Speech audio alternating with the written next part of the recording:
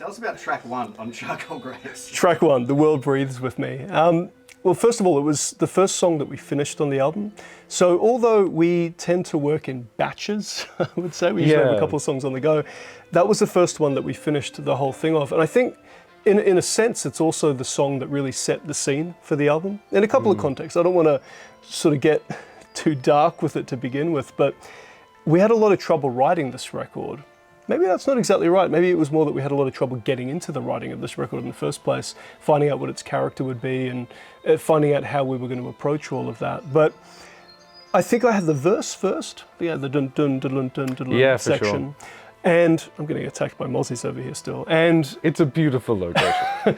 and we had that moving into the chorus kind of instrumentally, enough to start to develop some sense of this very dark, heavy song, which I think thematically set itself up for the lyrics quite easily. But for me, the song really started to make sense and set the scene for the rest of the record once Dale and I started working on the bridge section. So the big kind of open chords that are then used motivically as the intro, and which also appear, by the way, at the end of Mute. I think that was kind of the moment where it started to make a bit of sense. We got a good sense of where we were going. Yeah, and that it was going to take a more kind of protracted, adventurous kind of tone as well.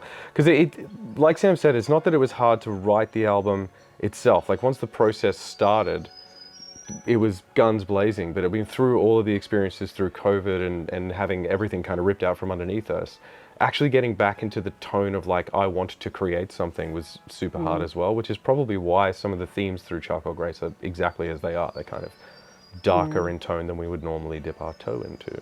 It took a while to get past the fact that we released Rise Radiant into 2020, you know, into sort of all of these best laid plans that were immediately just upended, and that we had to try and sort of work out how to follow up. In hindsight. In hindsight. Not a great idea. It was a bit of a rough time to put an album out. But what we struggled with was the fact that this was an album that we were very proud of, that we never really got to sort of experience in the sense you do an album normally.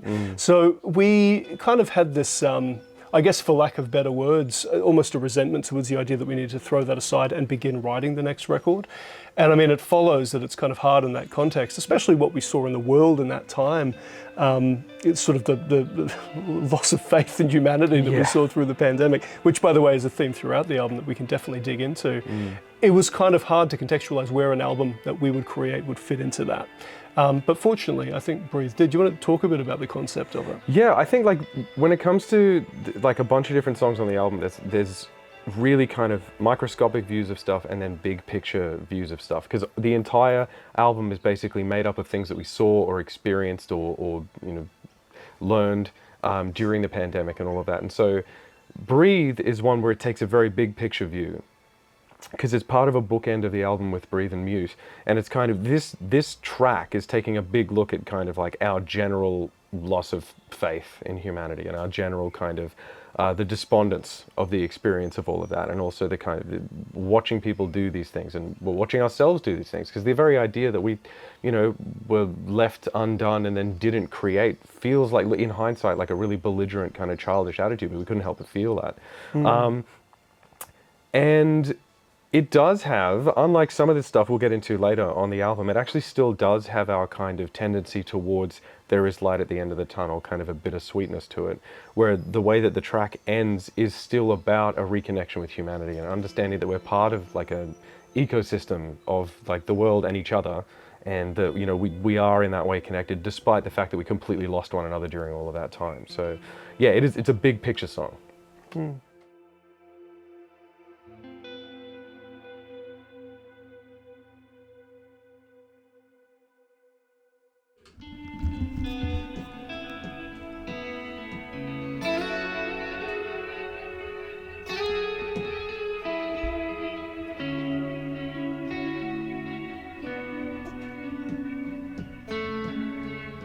See what I mean? About 6 bars.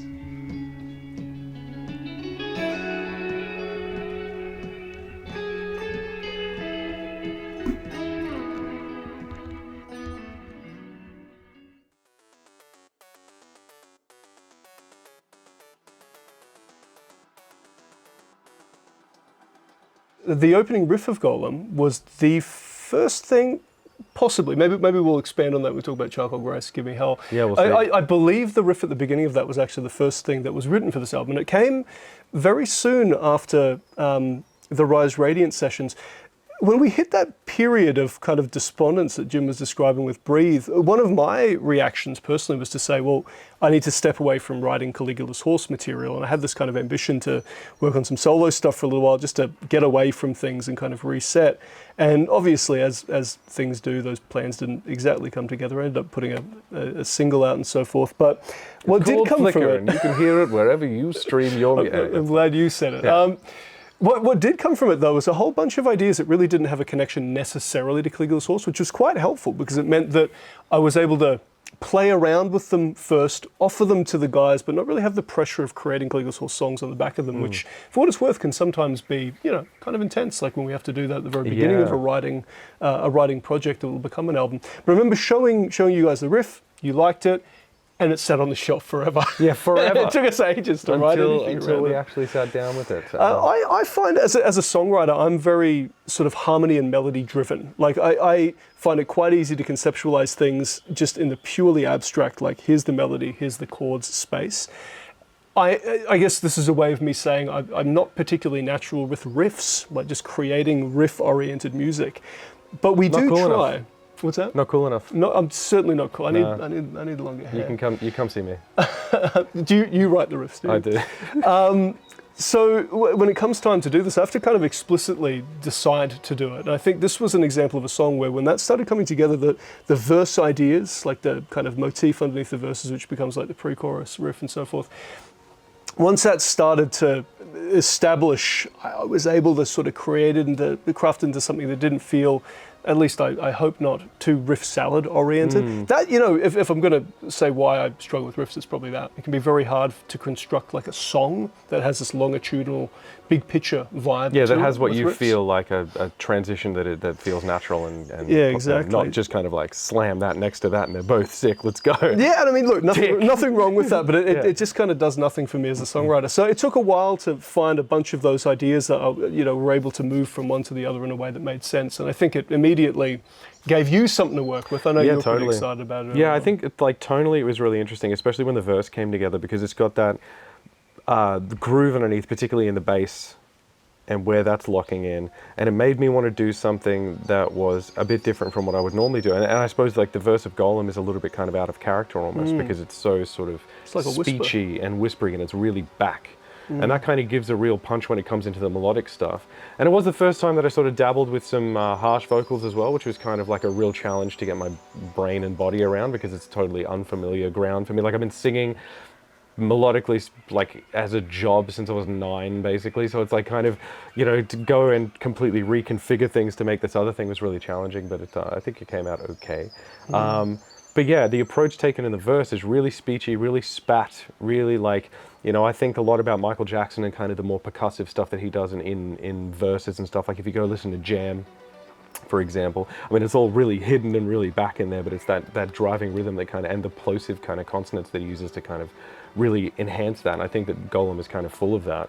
And that when it comes into the big, here we are in the chorus, here's the melody, it kind of has this big lift, and that's kind of the idea of getting to the big scope of the song thematically out of the really close, intimate, angry kind of stuff. Love that contrast.